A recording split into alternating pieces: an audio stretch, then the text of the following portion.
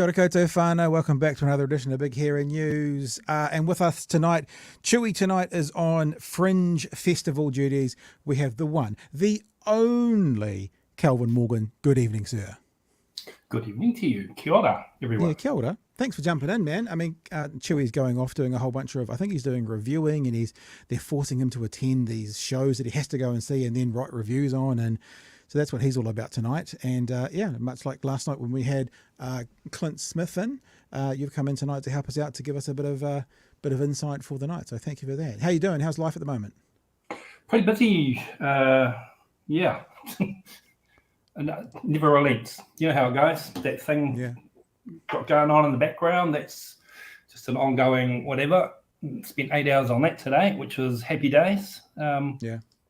Never mind all the nonsense on Twitter that I deal with.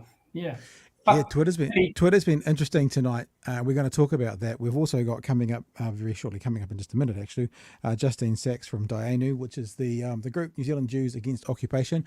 We want to talk about Winston Peters because there's been a particularly interesting, well, it's probably a non-phenomena at the moment because it's not happening. There is a particular conservative sector of the Jewish community who are very, very, very quick to label everybody and anybody anti-Semitic for criticizing Israel, like military occupation or military action.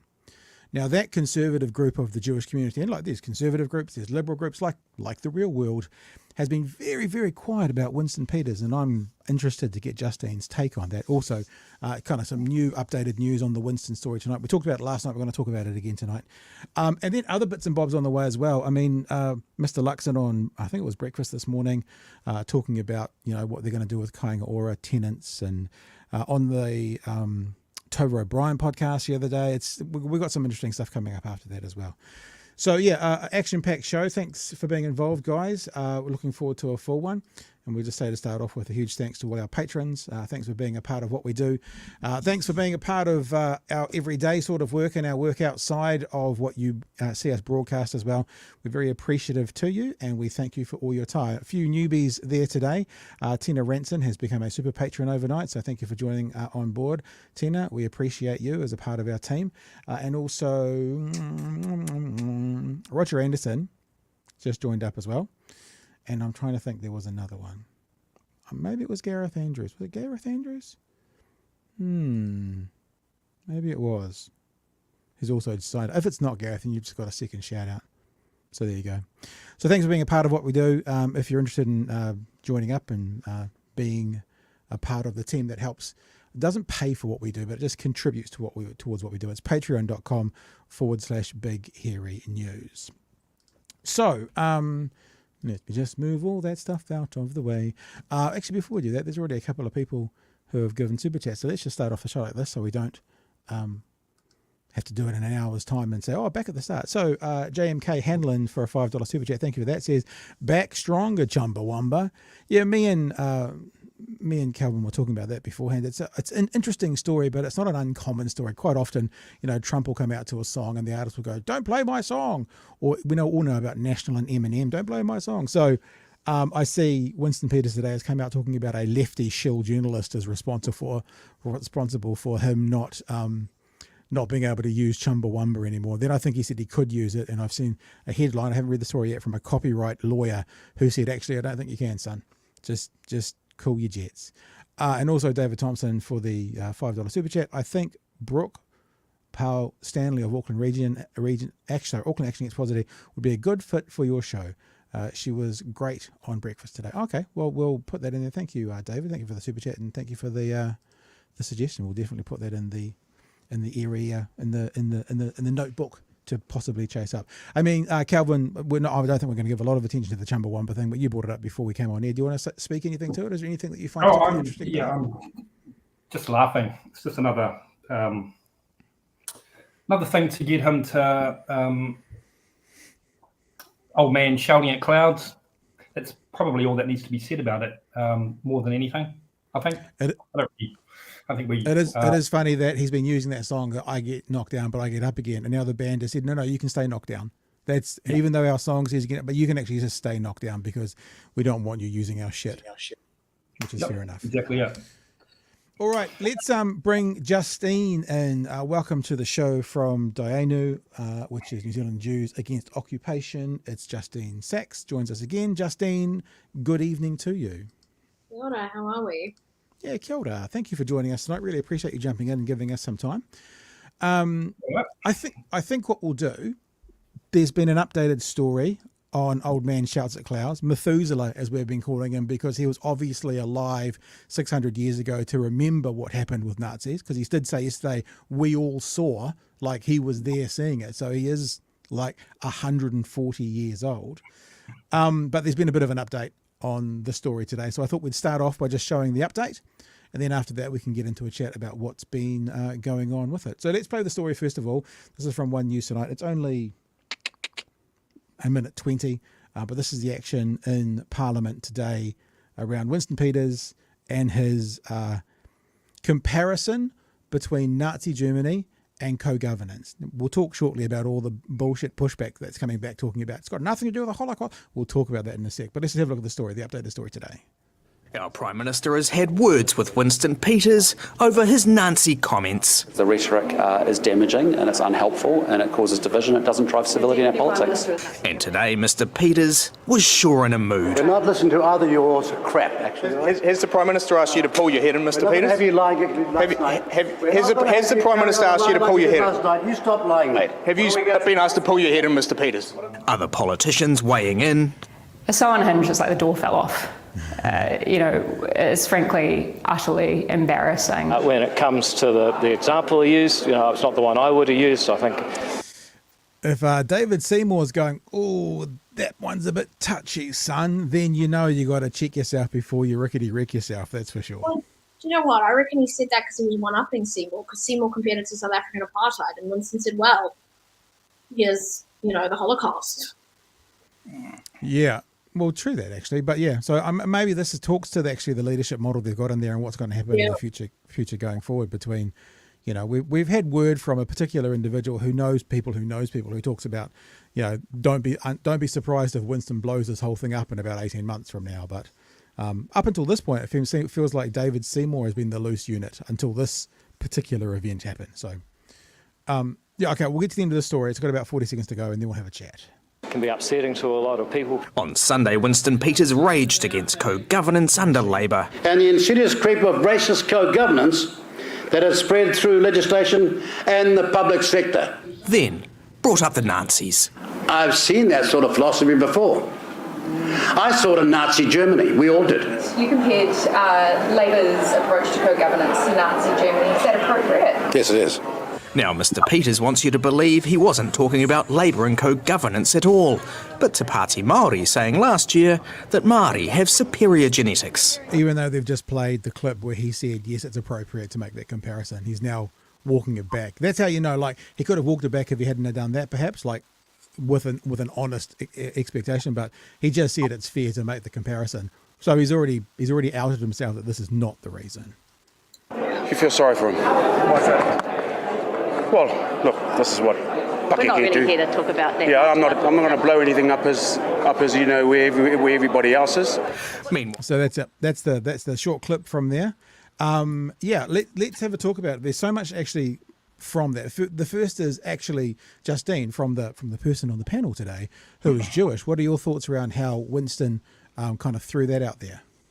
Yeah, look, I mean, to be honest, it's a form of Holocaust denial and minimization to compare Nazi Germany and what happened as a result of the Nazi regime to co-governance. So we can, he can say whatever he wants to say about it. Ultimately, we all know that equivalence is so earth-shatteringly deranged or unhinged, as Chloe put it, that it actually, really belittles the Holocaust. So, I truly think this is one of the most high-profile anti-Semitic incidents in recent New Zealand history. I think it's a big deal, and I'm really surprised at the kind of reaction. I mean, look, Chris Hipkins had a point where you have a drunk uncle, at a wedding or at Christmas that says something unhinged like this. But, it's the Deputy Prime Minister. So, I think it's significant, unfortunately. Yeah. It's interesting that way you've just worded it. That's very true, because what he was obviously trying to do was to make co-governance seem worse, but what you're saying is he's making the Holocaust seem less serious. So yeah. That's fascinating. Calvin, what are your thoughts? Look, we've pretty much come to put up with Winston and his, how should I put it politely, antics over the years, I guess. In the past, I've always sort of welcomed him as part of the mix, as that guy that just goes in there, or person rather, to write things up a little bit and keep it interesting on both sides of the fence. But this, I bet none of us thought we would be crossing this out on our bingo card at the end of the day.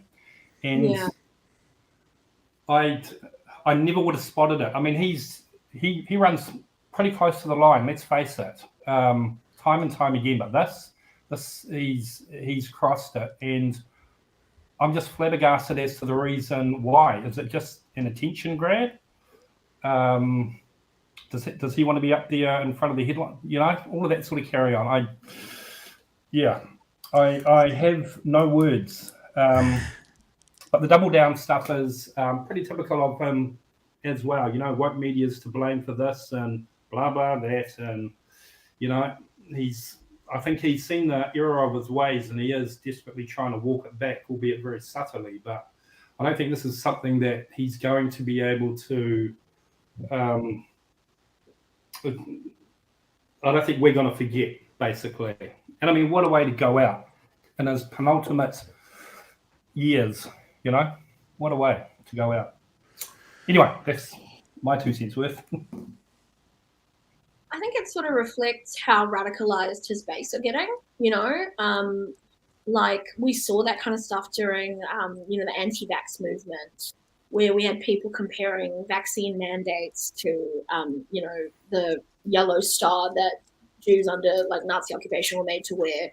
And I think he's reflecting that. And I do think he was trying to one-up Seymour, honestly. And, I'm a South African Jew, so I can tell you that both comparisons are really offensive.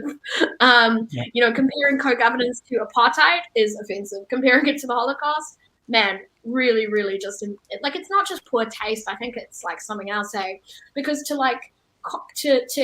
draw a false equivalence between these attempts to redress like oppression and racism, to like compare that to racism, it's like, it's designed to hurt, right? It's like a really cruel thing to do, I reckon. And I reckon Seymour and Peters are in like a arms race to be like the most unhinged New Zealand politician, and it's not taking our political discourse in very good directions at all. But that's our cross to bear, I guess. Yeah, and Winston has been the one who's been sort of more political at the moment, like acting like a politician. Seymour's been the one with that, I've got fuck you power over Luxon. But now you see this, they're both doing it. It looks to me like Luxon has had a bit of a go at Winston behind the closed doors, because how grumpy he was today, that's come because of someone else. That's a reaction from getting something off someone else, and it's more than the media. I want to say as well, I found it fascinating on Twitter today. I think I put out something about the people who aren't talking about this. And I think I put out something like the Bush lawyers. It's interesting to watch all the Bush lawyers online today trying to figure out how Winston's comments technically don't reference or don't mean or don't point towards the Holocaust. And I just want to show the actual full quote, because this is on Winston Peters' own page. So this is his information. So the other thing, and I'm sure you guys know this, but for anyone that doesn't, the Nazi Germany comment was an ad-lib. It wasn't a part of a script. So the script stops where it says others, and then he ad-libbed the way through. So this is him thinking it would be a good idea. I'm sure his script writers were going, but this was an ad-lib. And this is the paragraph before and what he said afterwards. It was not just ideological theory, it was race-based theory, where some people's DNA made them, sadly, according to these people, and condoned by their cultural fellow travellers, their DNA made them somehow better than others. That was all scripted. And then he said, I've seen that sort of philosophy before. I saw it in Nazi Germany. We all did. We've seen it elsewhere in the world, in the horrors of history. Now, I'm going to put something out there, and I'd love your guys' take on this. the philosophy that Nazi Germany had that led to the horror of history that Winston Peters has said, right? He said, we've seen the philosophy in Nazi Germany, and that's an example of one of the horrors of history. What's that word for the horrors of history that was in Nazi Germany that we've seen before? So if people can't see the connection to comparing co-governance to the Holocaust, then they're either morons or they're being willfully ignorant. They are choosing not to see it. Justine? I mean, it's just classic debate bro logic where it's like, well, he said 1 and 1 equals ? But he didn't say it equal 2. It's like, yeah, but some, like it's it's just like, yeah, it's total nonsense, right? And it's like it's like high school shit. Like it's high school debate level stuff. We know what he was alluding to. He wasn't alluding to the fact that if the trains were running on time or whatever people say about fascism. He was alluding to the Holocaust, and he knew what he was saying, and we're more than justified in our outrage about it. So I give it I can't stand when people do that. It's just like this like obscene literalism where it's like, no, but it's like we know what he was saying, and we're reacting to that. Kelvin?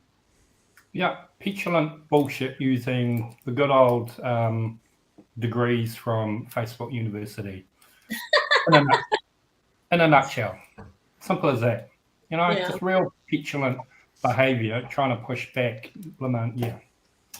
Unintelligent, indeed. They're basically insulting everyone's intelligence, trying to pull that crap at the end of the day. Yeah. I mean, yeah. Yeah, I mean, so, I made a tweet about it, and I got like hundreds of abusive comments from these right-wing trolls, basically saying, no, he didn't say that, he wasn't comparing it to the Holocaust, but anyways, the Holocaust didn't happen, and if it did happen, it was good. Which is like exactly the kind of thing they pull. Is they're always, it's always just a moving goalpost, or they're, So, no, it was a pretty awful day, really. It like brings out the worst. Conversation brings out the worst of people. And he remains unapologetic for those people swarming in to threads like yours, the white supremacist bullshit, and so it goes on. I mean, how in his right mind can he not actually see that and the damage that it's doing to him? He can. He can. Yeah. He's playing a revolting game, speaking to his base. He can see it. He's smart enough to know that. Here's a question that I want to ask as well, right? And Justine, again, you can be our panel expert. Was it anti-Semitic, and why? Yeah, no, I think it was an anti-Semitic comment, and it's for the reason that, like I outlined earlier, I think it was minimizing the Holocaust. I think it was using the Holocaust, which is, the source of quite a bit of pain, trauma for Jewish people, to try and attack like his political opponents. And I think that that's anti-Semitic. I think it's like textbook anti-Semitic, but it's not even just anti-Semitic. It's like it is. It wasn't just Jewish people who were targeted during the Shoah. There were, disabled people, Romani people, gay people. The Holocaust, the industrial level murder is a horror, right? And like using that to try and have a go at co-governance, bro. Like, it's just like. Yeah, like we all know, even the people who are trying to defend this, we all know how ridiculous this is. We really, really do. And I think it's anti-Semitic. I think it's a whole host of other things as well. And I think I think Winston is so far past the line, the boundary, which he treaded, for a long time. He sort of stayed within it. He's really gone. He's really like in full cooker status. And it's scary. It's actually just scary because he's such a wild card. Yeah. Yeah. Calvin, got any thoughts? Oh, just to add on to the end of that, your last comments, I never would have thought would be scratching that out on our bingo card as well, as in Winston turning full cooker. I'm obviously immersed in this stuff day in and day out. It's pretty much all I look at. And never in my wildest dreams would I have thought that he would hop aboard that train. And I've had some debates on the side about it as to why. And my theory is ultimately, I think he could see pretty early on he wasn't going to get voted in based on who he always was. So he needed to latch on to something. some other voter base to actually get him over the line, and that's what he's done. But he showed, I don't know what you guys think, but to me, he kind of showed once the government was elected, he kind of backed off them a little bit, and went a little bit silent on the cookout side of things, for want of better words. But then ultimately, slowly but surely, certainly since early this year, January, he's just been, escalating his behaviour, and now we have this. I mean, what's next? Really, what's next? Yeah, that's true, actually. The protests, during the Parliament occupation, people had a lot of anti-Semitic signs. I can remember saying one that was "Jew cinder, you will pay." There were lots. There were actually quite a few. There were lots of that kind of rhetoric, and let's not forget that. Yeah, Winston went and met with him, and that was I think the start of a pretty unholy alliance.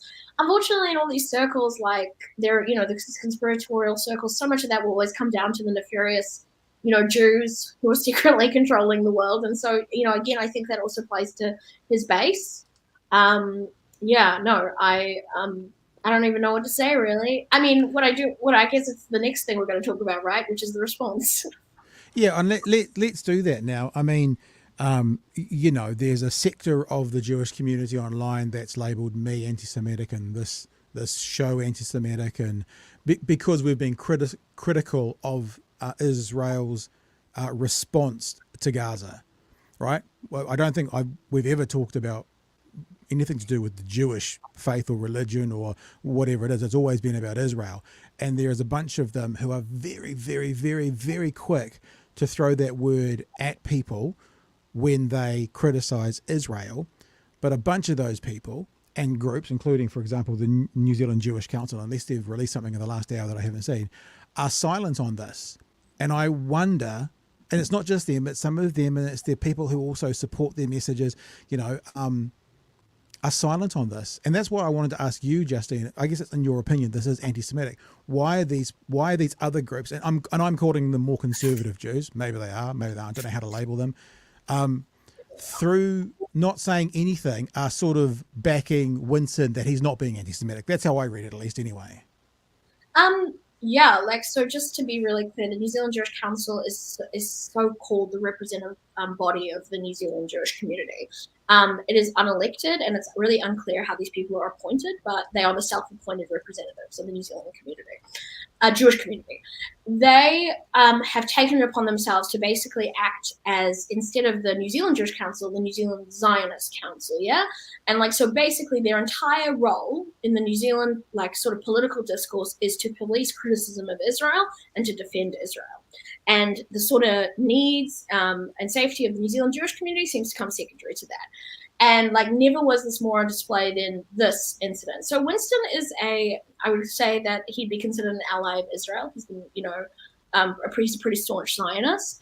And so they have been there has been not a single statement from the New Zealand Jewish Council about what I would call one of the highest profile anti-Semitic, incidents in many, many years, yeah? The Deputy Prime Minister spouting Holocaust minimization and a form of Holocaust denial and absolutely nothing. And, I think it speaks to the fact that they're pretty happy to throw the New Zealand Jewish community and Jews in the diaspora, Jews living outside of Israel, they're pretty happy to throw us in front of the bus if it means defending Israel. And, there's a lot of these far-right people who dabble, Elon Musk is another example of this. Elon Musk is just a classic anti-Semite. He often shares incredibly anti-Semitic conspiracy theories, but he's a Zionist. And so that means that these Zionist organizations are pretty happy to platform him and to legitimize him. So it's this really, really dangerous thing where it feels like Jewish people that our well-being doesn't matter. As long as this person supports Israel, and these far-right people do because they're nationalists, so they like any kind of nationalism, even if it's Jewish nationalism. As long as they support Israel, whatever they do is all good, even if it means, even if it means supporting increasingly anti-Semitic rhetoric. So yeah, the New Zealand Jewish Council, the last press release they released, they were celebrating the government threatening to cut the funding of UNRWA, which is the Palestinian UN refugee agency that provides humanitarian aid. That's the last thing they said. That's the last sort of intervention they made in the New Zealand political discourse there. And it's absolute silence. And I emailed them, because, as I'm the co-founder of Dayenu and they know who I am. And sometimes we need to email, we're still in one community as much as we might, to be honest, loathe one another. I emailed them to ask if they were planning to say anything, and they basically told me to jog off. Yeah, there were a couple of comments from the Holocaust Centre, but nothing from the supposed representative body of New Zealand Jews. Yeah. So for those ignoramuses out there, for those of us who are ignorant to it, Holocaust Centre versus the New Zealand Jewish Council, not a line, not the same group, they're separate, because obviously the Holocaust Centre has come out saying, dudes, this is not okay. The Holocaust Centre made 2 comments. They didn't, do a lot of press around it, so I'm not going to say that there was a big uproar. There is overlap between the New Zealand Jewish Council and the Holocaust Centre. You would think, though, the New Zealand Jewish Council, with its platform, with, the amount of media they do. I mean, we all, unfortunately, during this horrible and awful siege on Gaza, we've all become very familiar with Juliet Moses. She's not someone that doesn't know how to, and she's not technically the spokesperson, but, you catch my drift. They know how to do media, and there's complete silence. I haven't seen any pushback to Winston. And I mean, he even said, and meanwhile, it's an absolute uproar in my community. I mean, New Zealand Jews are mad about this. This isn't okay. And it's worrying. I mean, so it's just really clear that it really kind of shows this really ugly alliance between Zionists and the far right, where anti-Semitism is okay as long as you support Israel. And that's increasingly what I'm seeing. And I wish it wasn't, because it's pretty dark stuff, yeah. Just before you jump in, Calvin, with anything you want to wrap up with, let's just have a look at what the Holocaust Centre actually said. This is from a couple of days ago. Winston Peters' comments were made in a State of the Nation speech delivered in Palmerston North, have drawn warnings from the Holocaust Centre of New Zealand about the use of such terminology by politicians. It is actually offensive to the memory of those who died and to those who survived in the Holocaust to start throwing around terms like Holocaust or Nazi. Well, I mean, we're not going to debate this, but he didn't say Holocaust, but we know what he was talking about. The line it was taking. Willy-nilly, Holocaust Centre of New Zealand spokesperson Ben Kepps told NZME, generally speaking, as we've seen society grow increasingly numb to the inflammatory comments, people have to get more and more inflammatory in order to get an effect. And so I think what we saw today was simply an example of the sort of breakdown of society. So that's one of the statements that they made. Calvin, you got anything to finish off with? I just had one final question with that, because I haven't seen any media today because I've been doing other things. Probably not helpful for tonight's show, but in any case, my only final question with it was, what did the wet bus ticket, Prime Minister have to say about it today? Just that I did see something briefly on an alert that he'd spoken to. Yep, that's about it. We've had a chat. We've talked about it. I mean, the news item that we showed at the start of this, he kind of said that as well. So yesterday he said, I'm going to talk to him. Today he said, I have spoken to him. But they always say, what happens in Cabinet can't be talked about. So whatever that, I would imagine that Winston Peters being talked to by the Prime Minister about this would be like a parent trying to tell off a rolling eye teenager. That would be the vibe I think you'd get from it. Well, I don't think Luxon is able to control Seymour or Winston. I don't, come on. This guy is not to the job. It really reminds me of this period where it really reminds me of pre-Brexit, the UK, pre-Brexit, where you have David Cameron, who's just a wholly unsuitable, unable to contain this kind of cooker energy.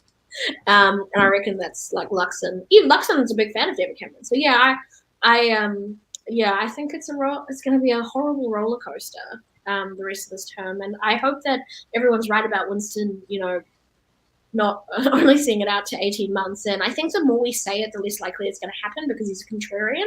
So I reckon we've got to keep it on the down so we can make sure that, he thinks it's... Hey, Justine, it's been fabulous having you on. We love it when you come and have a chat with us here. If people want to find out more about the work you do, it seems like the best place to find Dayenu is on Facebook, New Zealand Jews, and Instagram, the two places to find you. To do more. But we love it when you come on and you give us a perspective, and thank you for coming on tonight. Is there anything you want to wrap up with? Anything you want to finish off with? No, just appreciate it. Fuck you, Winston. Sorry to just over it, eh? It's only March. Like, come on. Nah. All right, Justine. Hey, be safe, be well, and thank you for coming on the show tonight. We appreciate you. Kia ora. All right. Thank you. There you go. A couple of comments that came in. We'll just get to these. JK says, thank you for the $2 super chat. You shouldn't make your drunk, racist uncle deputy prime minister. Yeah, that's the difference, eh? When Hipkin goes, it's like your drunk uncle. Yeah, but the drunk uncle isn't going to China and India speaking to dignitaries over there to try and sell New Zealand, for example. Spider Hoofs in the chat says, love seeing you both here, Justine and Kelvin. Just a reminder, New Zealand first told Māori, we will cut out your disease, and Winston stood up for the comment. Yeah, interesting watching TVNZ, I think it was last night, do some of Winston's greatest hits, and some of his fellow NZ first MPs, you know, racially charged, overtly racist, making jokes about the Wong number, comments he's made in the past. It's and yeah, now I guess it's this. That's it, and they've all become apologists for him. You know, Frankly, I was quite incensed at Andy Foster's interview yesterday on Breakfast, you know, and that's why I tweeted about it. I just, You are the problem. He literally told them, you are the problem. Yeah. Right. Thank you for your chats. Remember, when Chewy's not here, I don't do such a good job on the chats. I'll keep an eye on it as best I can. But thank you you guys can hang out in the chat there and talk to each other as well. Actually, seeing Spider Hoofs in the chat, I'm gonna. When did you last eat, Calvin? Oh, about 5 minutes before I jumped on. Are you comfortable? Have you got an iron stomach? Like, if I show you something that might make you feel a bit sick, will you be okay with that? Yeah, I'm fine, dude. Okay. So I apologize if anyone's eating right now, but I do want to show you something that was on Spider Hoof's feed today, because I don't know quite what I'm looking at or how to handle it. So let's have a look at a clip of our Prime Minister, sort of acting like a 14-year-old girl. That's the way I would describe it, but I'm not quite sure what I'm looking at. Sticking out your tongue for the picture. You're so pretty, you're so popular. It's the tongue. It's the tongue that does me. You know, that's what does me. It's a little bit in the stay down, dinner. I don't, you know, kudos to National for their social media over the election. They certainly outplayed the left, but yeah, I agree with you, chat. All the oohs and stuff coming in, the cringes coming in. You sounds like you'd seen that, Kelvin. I heard the vocalization. Yeah, I had. I saw. Did you look away? Did I see you look away quickly? Yeah, and if anyone wants a bit of a laugh about it, recommend on TikTok Jordan Rivers. He's got a good take on it. It's only about a minute long, but it's enjoy. And thank you, Spider Hoof, for making the whole nation all feel sick at the same time. Quite a phenomenon, actually. It's almost like a dangerous weapon of mass destruction, showing that thing to the nation. It's going to stick to the bag of your throat. Ian says, "What a time to be alive."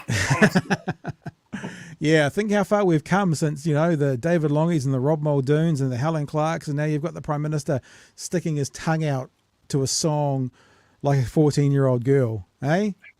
Brilliant.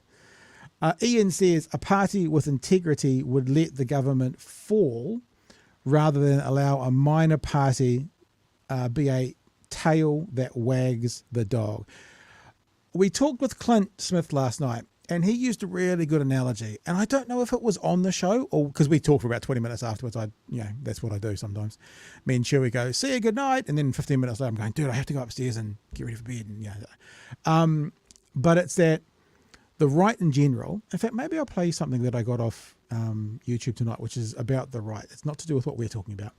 But the right in general will do anything for the win. They'll play dirty. They'll play hard. If it was a sport, they don't care what the game looks like as long as they win by 1 point at the end. And the left typically want to play a good game. You know, if it's a sport, they want to make all the right moves. And if they play a beautiful game, but they come up just short, some on the left are okay with that. But the right seem to just get in, they're gritty. They did like, fuck you all, we don't care. The only thing we want is the win. And when you think of them like that, you can see how they would sign up with a Winston and a David Seymour, because all that mattered was the win, nothing else. Yeah, 100%. 100%. And now they have to die on that hill. And as we've already started to see with Luxon in particular, buyer's remorse is starting to creep in, you know? Yeah. Yeah. Now, we've often talked about Brexit, and, you know, the days and weeks afterwards, there was this term remorse and regret that came out. And you know, there was a lot of people that didn't sign up for what they're getting. And today, we're going to talk about this a bit later. Good segue, actually. You guys who voted for National looking for those tax cuts, sorry, dudes. They're already signalling. It ain't going to happen like they promised you. What actually is going to happen that you were promised, you know, National voters? I think very little, but lots is happening that they didn't tell you about.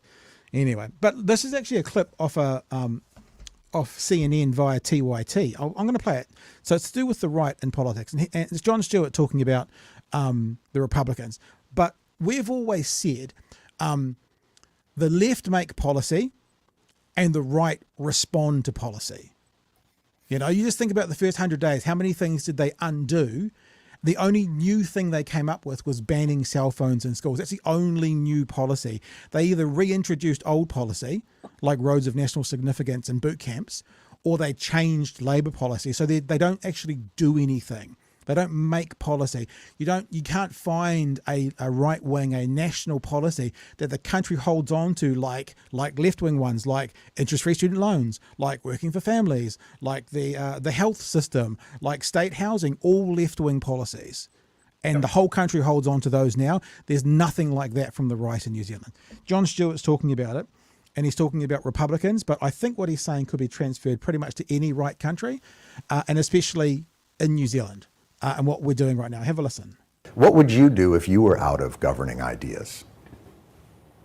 If you didn't know how to govern a country of this magnitude and a country of this diversity, and you basically are running on government is broken, and then when you get in office, you have to be terrible to prove the original premise, like, it must be great to be able to do that. This government doesn't work, and by me not funding it and breaking it, See what I told you? Keep me in power. So I just think that, you know, there's differences between our system and theirs, but, you know, too many bureaucrats breaking the system. So what we're going to do is get in and we're going to drop the number of bureaucrats down so far that government's not going to function. And then we're able to say, see, government doesn't work. Private enterprise, privatization, that's the way forward. So they're breaking it, like Jon Stewart said. They tell you it doesn't work. They then break it so it won't work, and then their ulterior motive, which he didn't quite get to in that clip, was to then bring in the solutions, which for a lot on the right is privatisation, Calvin. I saw that and I thought I have to share that clip.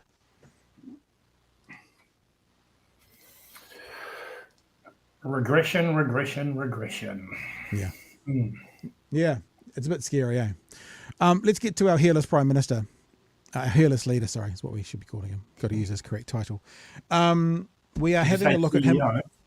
Yeah, CEO of New Zealand. We're having a look. He went on breakfast this morning and he was talking to Anna Burns-Francis. Anna Burns-Francis has been knocking it out of the park the last few weeks.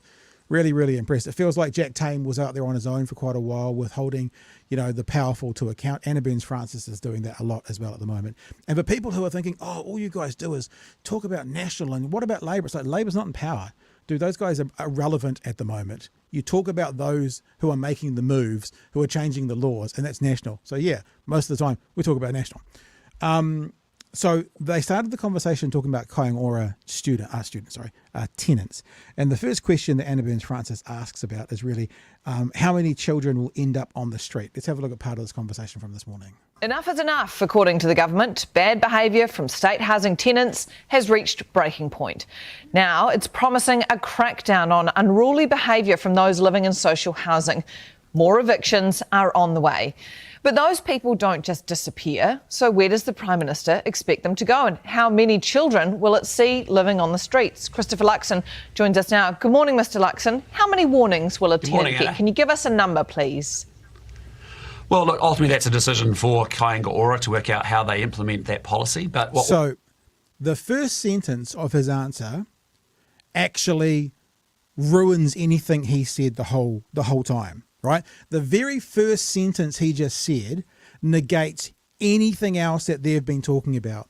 Because what he's doing is when he says that's up to Kainga Ora, he's actually saying they're going to make the decision. He's absolving himself and his party of these rules. Now, what happens if the CEOs of these government institutions don't change very much? Because if it's up to Kainga Ora to figure out what the conditions are that this national government has promised, that means it's actually not up to national. And so by him saying, well, we'll leave that up to them, I just wonder how little actually is going to change, Kelvin. And I can see it as a way of them going, well, this is up to them. They haven't changed anything. Well, it's up to them. Well, I haven't changed it, but it's up to them. We're not going to stand in and stand over it. Do you know what I mean? Yeah. No. How much does Bishop have in terms of ministerial directives to them? Can he? I guess my question is, can he effectively send them a direction, must do basically, and they have to obey rather? Well, he says it a couple of times in this conversation that it's really up to them, and the reason I kind of go, you've ruined your whole premise in one sentence, is that they came in saying they're going to make all these changes and government agencies were going to work like this and we're going to do this. And he's already said it before. He's talked about the CEOs of these government agencies will be the ones who decide, that 6.5% cuts, what's going to happen and how that's going to happen. And I was asking this last year, what happens if all those CEOs go, yeah, no, we're just not going to cut those numbers? He's in election mode still, though. Yeah, that's the problem. That's the way that he talks. We will do this, but when it comes to the doughy part, then yeah, he's just like you're talking about. I think it feels like it is that CEO role as well, and like Chewy always talks about, that his managerial heads. So he's passed it down the chain to the managerial head of the department called Kāinga Ora. And I guess if he gets the outcome, the KPI he wants, he'll never address it again. And if he doesn't, he might step in. But look, we'll keep going for a bit more of this. But I just think the very first answer he gives kind of shows the whole shell game. We're going to be hard on this. We're going to do this. We're going to change that. How are you going to do it? Oh, we'll leave that up to them. So we'll see how they handle this. It's an interesting time. Can you give us a number, please? Well, look, ultimately that's a decision for Kainga Ora to work out how they implement that policy. But what all we're saying is, look, when we've got really unruly, abusive, threatening tenants and KO properties, there has to be some consequences ultimately. That's the fair thing to do. It's fair to the neighbours. It's also fair ultimately to the people on the State House. Because I don't know about you, Kelvin, but I just think the most vulnerable in society, the poorest in society, the area where there's probably more addiction and mental health issues, which, by the way, doesn't get talked about at all in these interviews, neither on the interview on NewsHub. Those guys have just had it too good, too long, so we're going to fuck them over because they deserve it. They're the ones, the most vulnerable in society, the poorest, and those are the ones that we need to actually push into and make sure that they pull their socks up. It's like, we've said this all the way through. It's like the groups that are going to be happiest with this government after 100 days are the mega landlords, petroleum companies, and big tobacco. What kind of evil empire must you have for tobacco to be clapping for you at the end of your 100 days? It's just unfathomable. Okay, we'll keep going. Wait list. And so we're saying to people, look, choose to hold up your obligations, meet your responsibilities. The vast majority of tenants do, but again, we've got to call people to responsibilities. Yeah, so you're saying there's too much leeway at the moment. So how many warnings will a tenant get under this new crackdown? Look, that's ultimately a decision for KO. We don't want to evict anyone from a KO house ultimately. But if an adult is choosing to continue to engage in threatening and abusive behaviour that's impacting on their neighbours, that is unacceptable. And ultimately there'll be a warning and a notice process and ultimately an eviction. We want to avoid that if at all possible. But I think we need to make sure that there are consequences. So that's part one. And like I said, Kelvin, we got to make sure we put the knee on the neck of the most vulnerable. They're the ones who've had it too good for too long. That's what it feels like. We don't want that to happen, though, Pat. Come on, we don't want that to happen.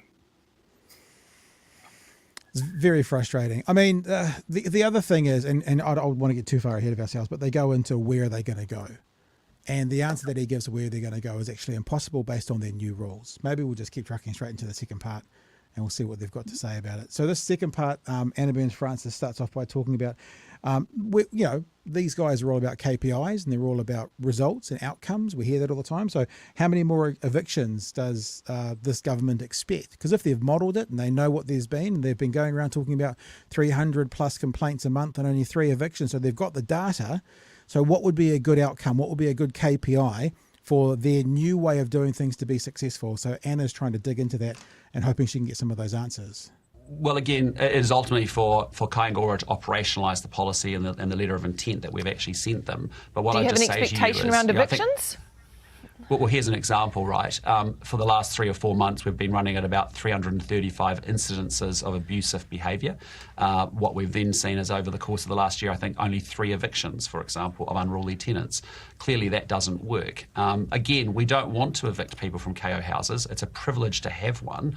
We expect people to treat it as if it's their own and to be good neighbours and to be good in their communities. But I'm sorry, but where people aren't doing that, it's just not fair and it's just not right. And so we will have to have tougher consequences for that.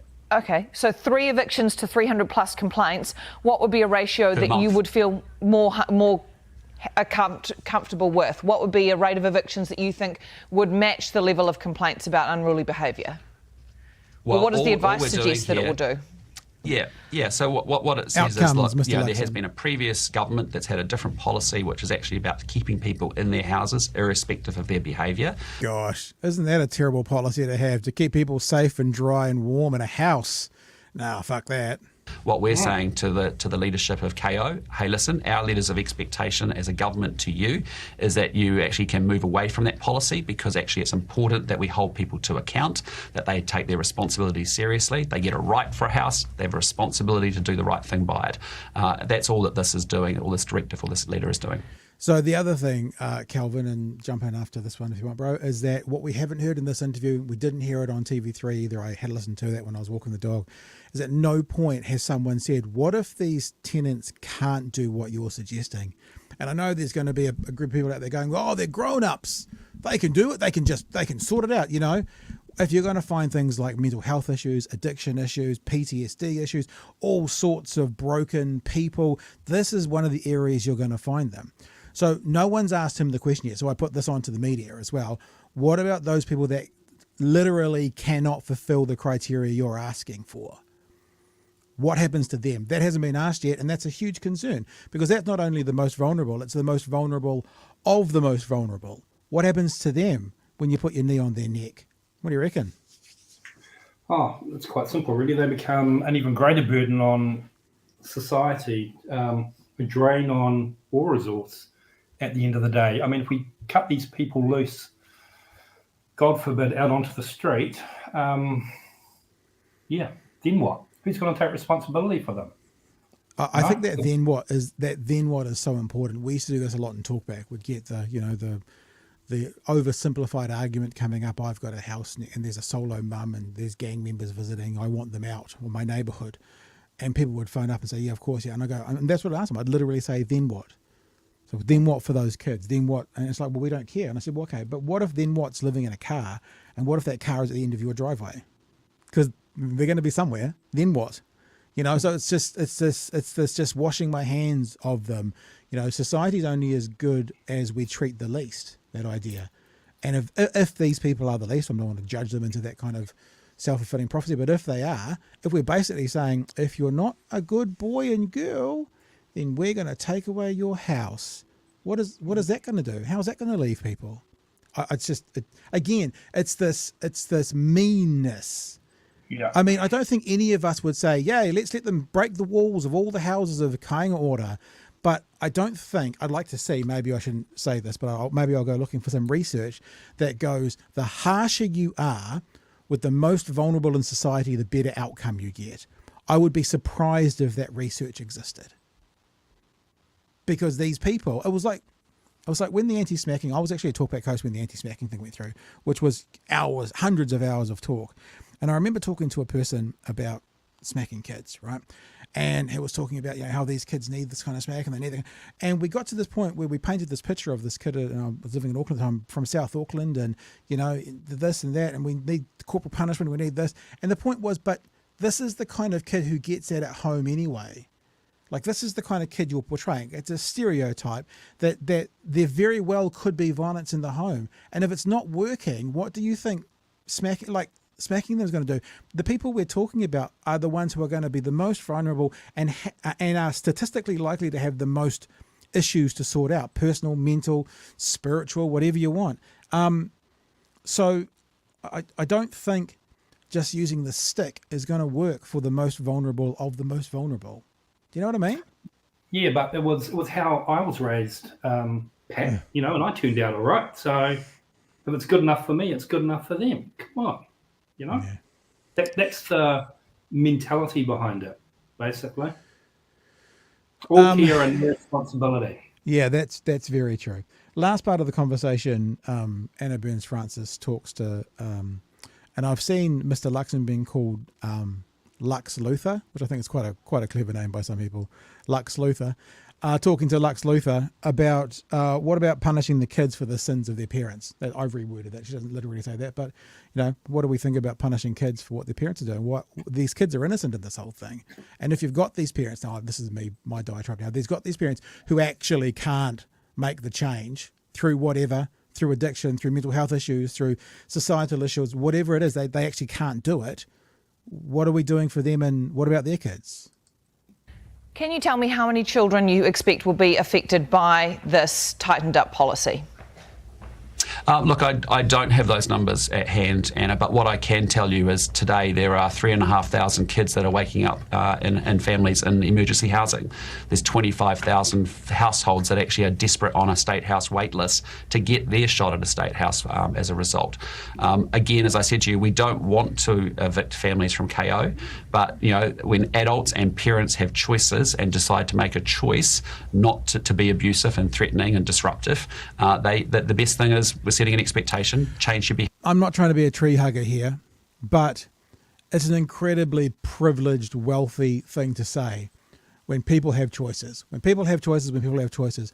And I agree that we all have choices from time to time, but there are also a group of people whose choices are diminished dramatically. And often that comes with lack of money. And the way he's portraying it is just like, well, I mean, what he's doing is a version of, what, you want to stop smoking? Well, just stop smoking. You can choose to do that. That kind of vibe. It's like, I know I've said it now like 3 times, but I think it's such an important part that has been missed. That we're talking about these people like it's a really easy thing for them to just change direction in life and be a good, well-behaved tenant. Nothing else going on in their life should change that. I'm just saying there's going to be a sector of them that's not going to be possible for, Kelvin. Yep. And that would be the very sector that he's trying to evict. Simple as that. Who will end up in cars, under bridges, or at the end of your driveway. Yeah, if you don't understand the problem, how the fuck can you actually solve it properly? I mean, it's that simple. It's that simple. Understand the actual problem. All this bloody, what are you saying? Hold you to your obligations and meet your responsibilities. He uses the same rhetoric right across the board. When he's talking about this and unemployment benefits, and all the other carry on, basically boot camps, blah blah blah blah blah. It's horse shit. That's what you're looking for. Yeah. All right. I'm trying to bite my tongue. You don't have to. Let's get back to the story though. Behaviour. And I just say to you, if we're in families that actually, where there is extreme disruption, abuse, threatening behaviour going on, we expect our agencies to be in there supporting those children. That's important. But the bottom line is adults get to choose their behaviour and they can change their behaviour. Yeah, can we drill down on this a bit? Because I might suggest that if adults are selfish enough to be thinking that their unruly behaviour matters more than the house over their head, even with this warning, that the children probably also haven't come first and foremost, but they are going to be the consequence of an eviction, they also will get the boot from the house. So what do you expect to happen? Because they don't just move out to another house, they go out and have nowhere to go. So where do you expect those parents with children to go with those children? Well, I'd just say in those extreme situations where there is repeated abusive behaviour going on from those parents, I would say to you there could be a lot more going on in that family, and that's why we would expect our government agencies to be working with those families and with those, and looking after those children, for example, or working with those children. But I just say to you today, there are already families that are living with family and friends. This is the circular conversation that's frustrating me as well. We heard it last night. It's like, we'll always look after these families as we remove them from a house and have nowhere to put them, but there'll always be something there for these people. Yeah, it's called emergency housing. Well, there's new rules coming in there, but there'll always be something for these people. So on one hand, they're saying we'll always have an agency that looks after these people, and on the other hand, they're saying if they don't tick this box, ding, ding, ding, ding, ding, we can't help them. It goes round and around and around, and he's stuck in that cycle. Might be an emergency housing, or they might be with a community housing provider who would like a shot at their state house as well. And so in this case, what would happen is those families get a warning, they get a notice, they end up getting evicted ultimately. They end up living in the same consequences that many other families are in today that would desperately like to get onto a state house wait list. And that may well mean living with family or friends. It might well mean living in emergency housing. I think one of the great solutions is actually community housing. Community housing providers put in a lot more pastoral care and wraparound support than we can often see in a KO community, and that's why we need both models working very strongly in the state social housing market. But I've seen those properties. There's great pastoral care from folk like the Salvation Armies or Habitat for Humanity, or even iwi organisations as well. So there's those are the raft of options. But let's be clear, there are kids waking up today living in scungy motel rooms and families that are desperate and would love their shot at getting a state house. And there are those that are waking up today that are choosing to be abusive and not hold up to their obligations. And at some point, you've got to say it's not fair. The right thing to do for the small number of people that are threatening and abusive and repeatedly behaving poorly, I'm sorry, but there needs to be consequences for that. So where's the bit, sorry, just to jump in here. So where's the bit where he goes through his little process there. So they get the notice and then they're evicted. He just jumps straight to that. So where's the bit in the middle where they get the notice, then they get the chance or an opportunity to change their behaviour, and we're going to do all that we can to assist with that by providing whatever wraparound services that they need. So if it's drug addiction or alcoholism or other antisocial behaviour, or we'll offer women counselling, all of those sorts of things. Why is he not mentioning that? It's just basically you fuck it up and you're gone. Yeah. Like no, that's what it is, and this is the reason, because we've been looking at the emergency housing conversation for a few days, and I've written this down to make sure I would get it right. He said that one of the solutions is in emergency housing. Yeah. However, you don't get emergency housing under these guys if, quote, you've contributed to your situation. Is one of their new rules. So in other words, if you treat a KO house badly so they remove you, that means you've contributed to your situation, which means you won't actually be eligible for an emergency house. That's why I'm saying it's going around and around and around. If you're in these situations also, as Chewy pointed out the other day, you're going to be living amongst friends and family who are already probably in a similar situation. I think Chewy said not many people who are solo mums living in a state house have then got multi-millionaire grandparents that have got a spare pool house at the back of their thing. Typically you'll be running in the same circles. That's how socioeconomic groups work. So who have you got to put you up? Chances are nobody. So they're saying all these things like we'll always be there to do something whilst they're stopping doing those things. We're giving solutions whilst those solutions have caveats in there that would probably stop those people from doing it. And it just comes back to, and where Anna Burns-Francis started that conversation tonight, is how many children, Mr. Luxon, will you be putting on the street with both this new policy for Kainga Ora and also the new emergency housing policies? And it's going to be more than there is now. Exactly. And the other thing that they're not really sort of thinking about, I don't think, is many of these families, they have extended family living with them. So they don't necessarily... Where does grandma go? They don't necessarily need to have multi-million-dollar, parents or whatever, grandparents with multi-million-dollar houses and all the rest of it that can support them. But there's certainly many of those families have the parents living with the adults and the grandchildren, and sometimes even the uncles and the aunties as well. So if they're all cast out, well then, where are they going to go? Yeah, living in their car. Yeah, generations living together.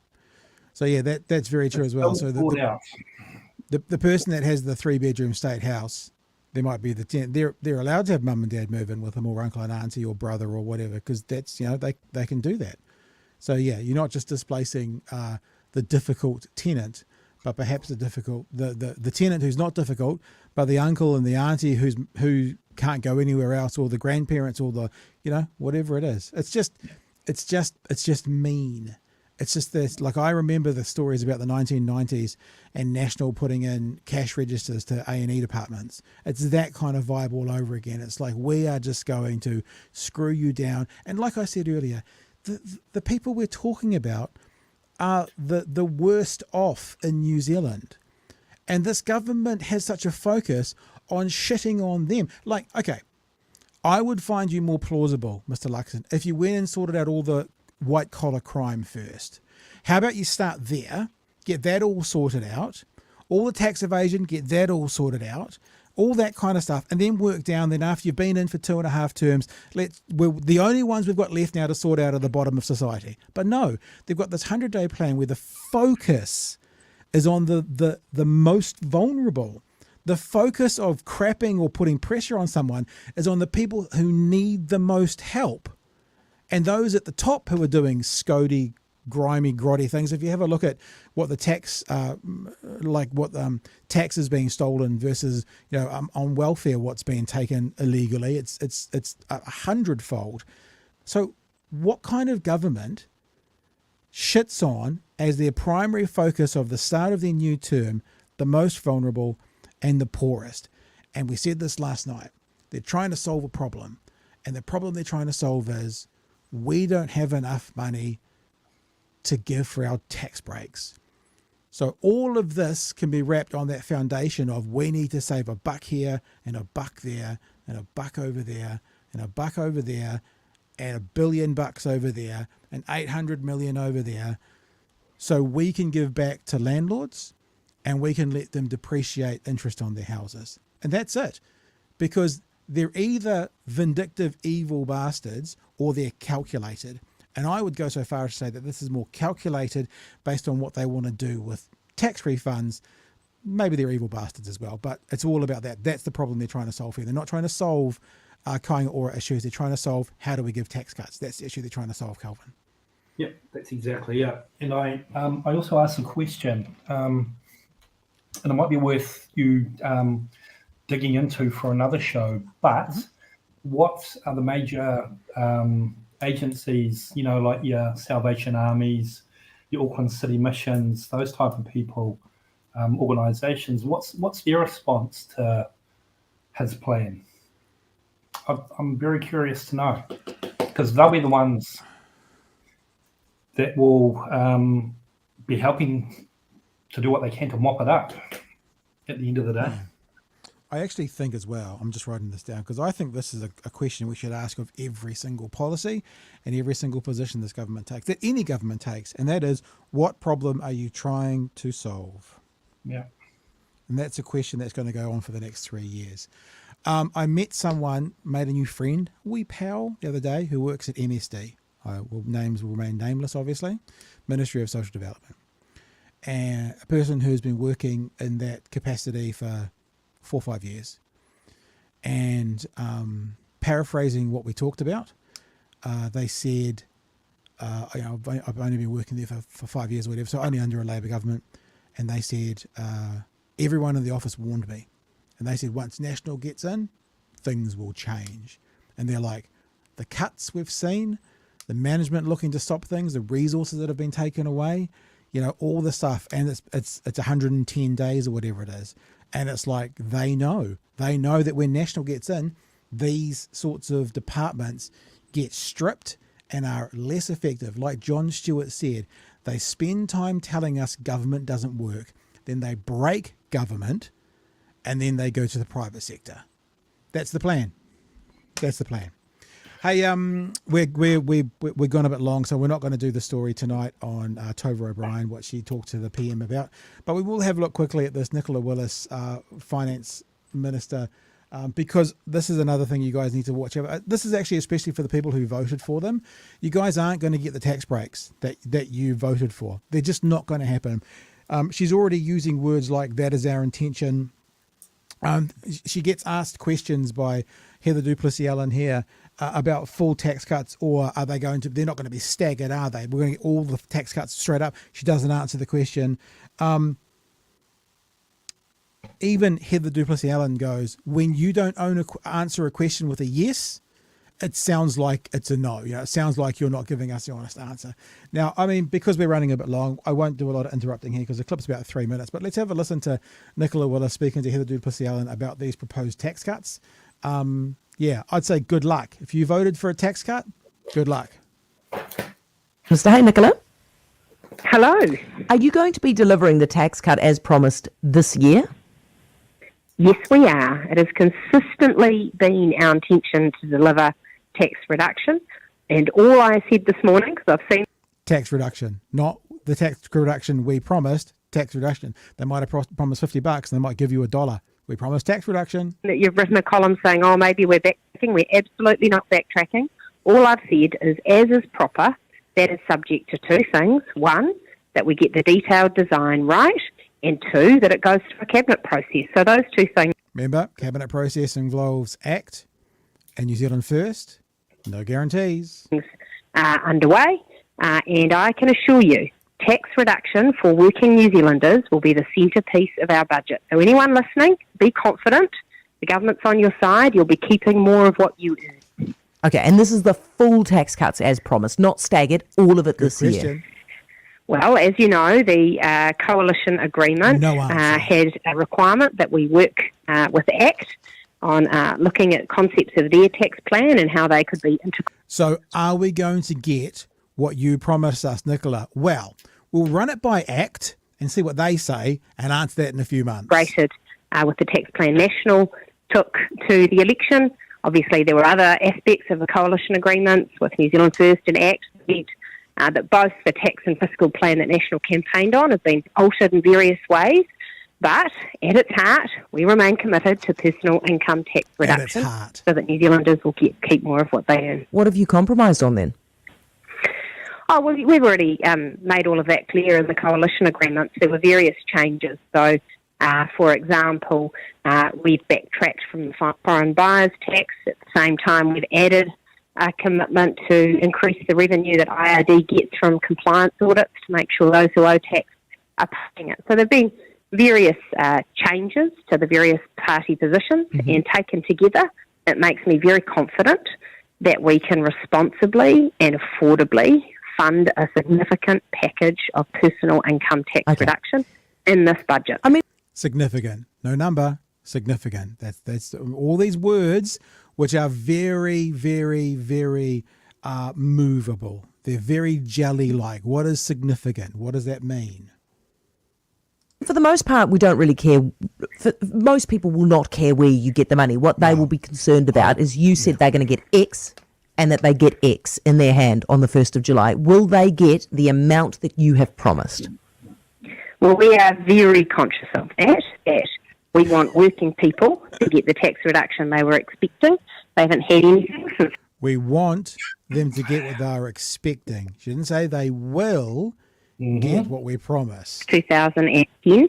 And obviously what we've agreed to do as part of our coalition agreement is to look at our tax packages and make sure that we're meeting the various commitments of the political parties. And at its heart, we know that individuals will judge us by whether or not they get the amount of money they were hoping for. Yeah, well, see, this is the problem I'm saying to you, are people going to get what they were expecting? You don't just say yes. Is there a reason for this?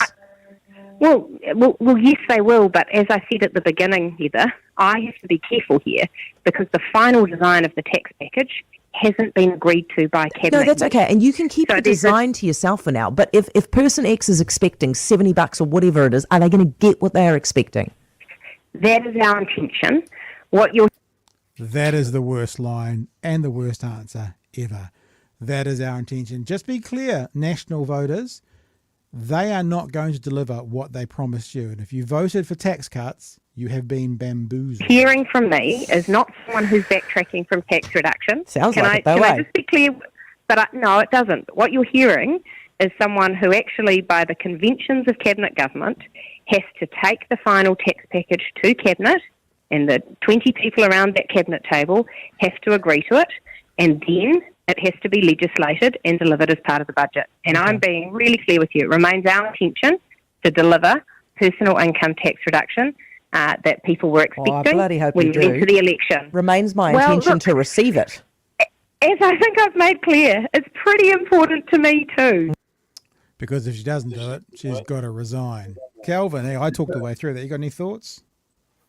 Oh, I'm just wondering what she's going to cut next, and then load us up with more of, like increased car registration costs, and then ultimately road user charges for all. How thrilling that will be. Cutting public transport subsidies, the ferry situation, which I can see will contribute to a downfall quite greatly. That being in a very fragile state of affairs at the moment, obviously, I get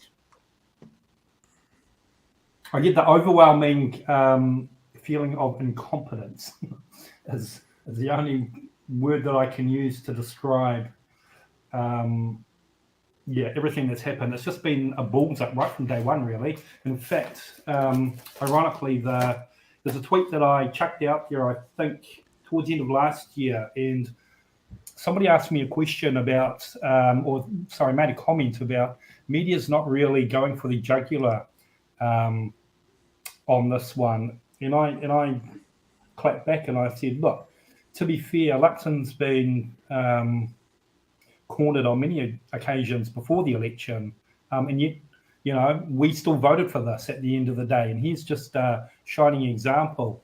And that was the whole fiasco around the many, many thousands of people that were supposedly going to be receiving a $250 per week tax cut that turned out to be, I can't even remember the number. It's not even worth Up to mentioning. $240 a fortnight. We were one of the very few organisations that pointed that out on day one, and everyone else caught up with it about 6 weeks later.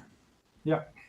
And that started to take off again. So we come back to that whole, buyer's remorse thing. They just keep fucking it up. There's no other way to put it. Every day with this government, it's either Luxon for the most part, or it's Peters, or it's bloody Seymour. They just can't seem to get it together and have something positive happen for them and leave us all feeling with a tinge of hope. You know what I mean? I mean, the thing is, right, I think as someone who is an honest actor in this whole thing, and I'm fully, will give people grace when grace is needed. If they came out and they said, we made these promises before the election, we haven't been able to get the tax from international buyers because we had to give that away for this. XYZ, we couldn't do this, XYZ, and because of that, we are going to have to roll back the tax cuts. We promise them we're not going to do it. I'd actually respect them a lot more. But I think this is like we were talking earlier about how the right will just wants to win ugly. I think that goes for their supporters too. And it's almost like I think the left would have more grace for this government if they were honest and said there's not going to be the same result. We're just not going to be able to do quite what we promised because of, where the economy is at and because of our negotiations with these other two minor parties. If they did that, their supporters would be up in arms and the left would be like, yeah, well, that's fair enough. At least you're doing the right thing. But they just refuse to do that. And I think that's all part of the equation that, the right needs blood. If there's an ounce of blood in the water, the right will pounce on it. And, no grace there at all. Then it's like if you don't carry out what you promised. But the thing is, I guess I'm just talking against myself now. They're not going to carry out what they promised. It's not going to be that. You heard it here first. You're not going to get those tax cuts that you were promised. It's not going to be that. It's going to be a shadow of its former self, and it's going to be because they don't have the money. Their maths was wrong before the election, and the other two minor parties are going to hold their feet to the fire. Even Winston Peters is now saying there's a $5.36 billion hole. The Deputy Prime Minister is saying there's over $5 billion worth of a gap in their numbers. So what does that tell us? Nah. I don't know. Alrighty, you still there, Kelvin? Kelvin might have frozen up on us. That's okay if Kelvin's frozen up on us because this will be the end of the show anyway. I think he has. Kelvin frozen up on us. Thanks for joining us tonight, team. Been lovely to be with you. Thank you, Peter, for the $2 super chat. What you talking about, Willis? Different Strokes from memory from the 80s. Different Strokes. Arnold and his older brother. His older brother was a breakdancing champion. Oh, the Willis. Yeah, that was Willis. Willis was the older brother, and Arnold. That's right. And Because I Care just says, love your work, team. So thank you for that. Yep, that's him. He's gone. That's all right, Calvin. We will catch you another time. Thank you for participating. That's what you just do if you're sick of the show. You just pretend that you're frozen up, and then you are like Cartman. Did you ever see the episode of South Park where they did the COVID thing? He'd be on his Zoom doing his teaching, and he'd go, and then he'd slide up a picture of that, and then he'd go off and do other things. That's how you get out of things. One question here, and Sam, I'd love to hear from you maybe on another night. I voted ACT, but they went rogue and forgot what they campaigned on. Be very, very interested to hear more from you, Sam, at some other stage, but that's going to be us for tonight. Hey, team, thanks very much. Bomber's going to join us tomorrow night, and on Thursday night, we're going to have Spider Hoof in the hot seat coming to say g'day as well. So I look forward to seeing you all again tomorrow night from 9 p.m. with me and Bomber as Chewy does Dunedin Fringe Festival duties. And other than that, be safe, be well. Thank you for being with us. Look out for those clips tomorrow coming out on the internet. I've started working on Facebook properly. So if you're a Facebook follower, they're getting clips and stuff on Facebook now. I've started to commit to doing that as much as I can. And we will see you back here tomorrow night, me and Bomber, and the big news headline stories of the day from 9 p.m. for the next episode of Big Hero News. Stay safe, my friends. Come back tomorrow night, bring a friend. We will catch you then. Hooroo.